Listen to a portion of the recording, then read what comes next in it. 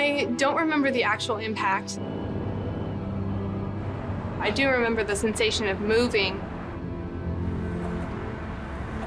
And that's when my car rotated before it came to rest on its side. On August 4th, 2013, 19-year-old Tulane University student Katie LENTZ was on her way to church when she was hit head-on by a drunk driver. 911, what's the address of your emergency? Katie, who was pinned in her car, remembers talking to one couple who stopped to help. I just remember, asking, is this real life? Is this really happening? How many vehicles are involved? Then she made a simple request. I asked them to pray out loud.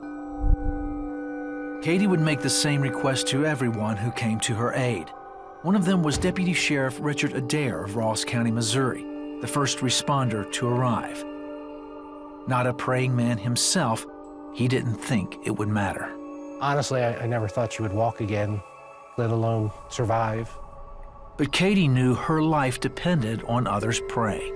I couldn't pray out loud the way I was used to and the way I wanted to because I was weak, my body was in pain, and so I needed other people to do that for me, and that gave me that encouragement.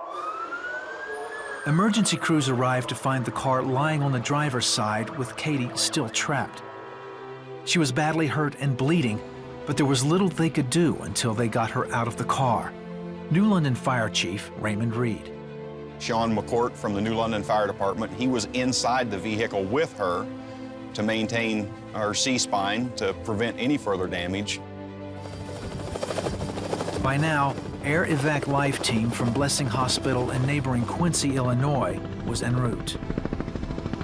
Meanwhile, Katie's mom, Carla, got the call from state police. This is a very serious accident. I need you to prepare yourself, and I need you to hold on to your faith. Immediately, Carla and Katie's dad, Ed, started praying and getting word out that their daughter needed prayer. People all across the city were starting to get calls, even into the churches. They didn't know the circumstances except Katie LENTZ was in an accident.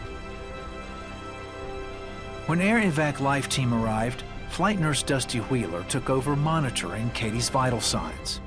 We had a hard time checking blood pressures and really getting to her.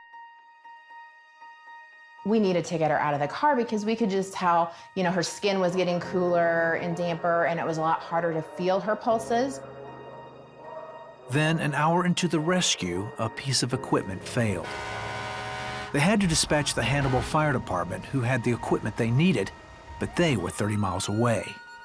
We were so close, but yet it seemed so far away because we could not make them final cuts and get the dash and the steering column out of her lap.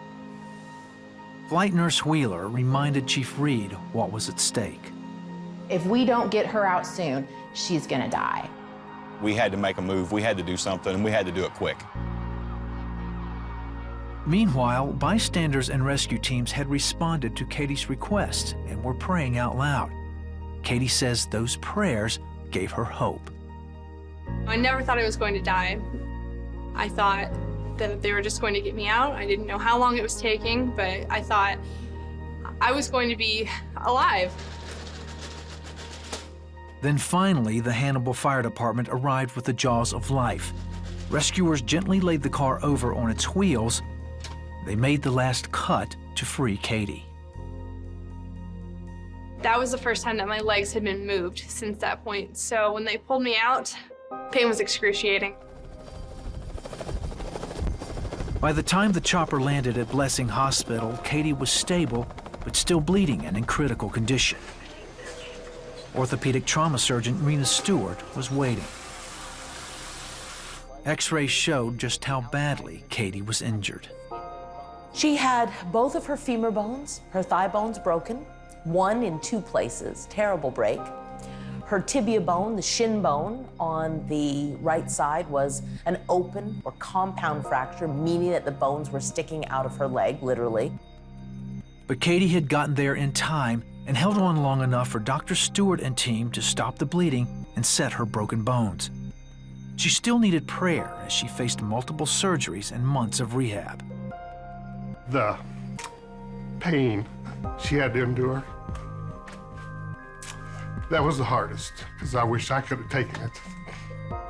Very much. That was the hardest.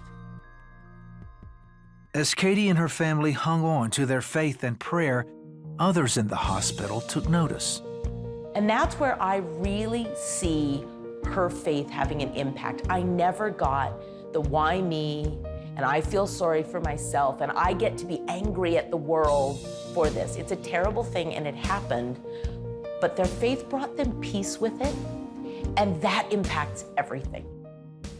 I believe God gave me supernatural peace. The officials told me I never cried, screamed, or got hysterical, and I believe that the Holy Spirit was with me to guide me and to reinforce that within me. That's just gorgeous healing. It doesn't get better than that. Every orthopedic surgeon would just be thrilled to see that. Katie has since graduated and is working for the Tampa Bay Buccaneers. She's thankful for the heroic efforts of the men and women who helped save her life. They say it was Katie's faith and prayer that helped change theirs. The commitment that she had to God that day, it just made me think, man, if someone in that situation can stay that loyal, what's my excuse? In these times when all you hear are bad stories, man, it's really nice to hear the good ones and to see the good ones and know that there are still people out there that have that relationship with God and have that good family relationship and strength. And it was kind of a realization that she made it. God saved her. Prayer is the aspect in every area of my life. You know, whether that be work, whether that be school, relationships, family, prayer is the center of it all because ultimately God is the center of my life.